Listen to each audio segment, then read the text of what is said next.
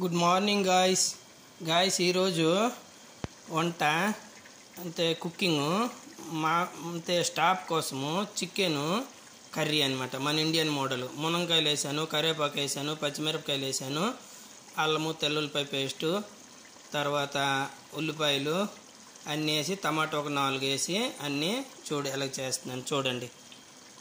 ఇదనమాట chicken curry మా staff కోసం అనమాట. వాళ్ళ కోసము మటన్ కర్రీ.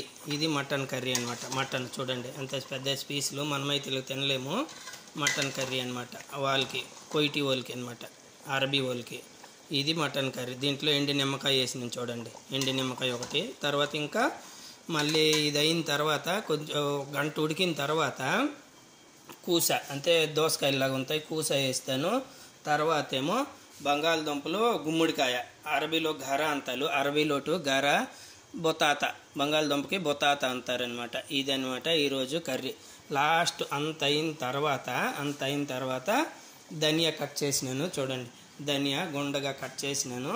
ఈ ధనియా అందులో వేసి ఒక అరగంట ఉంచి బంద్ చేస్తాను. ఒక అరగంట కాదు 10 నిమిషాలు ఉంచి బంద్ చేస్తాను అనమాట ఈరోజు. తర్వాత దీంతో వైట్ రైస్ స్టాఫ్కి అందరికీ ఒకలాగా చేస్తానన్నమాట. ఇదనమాట ఈరోజు వీడియో.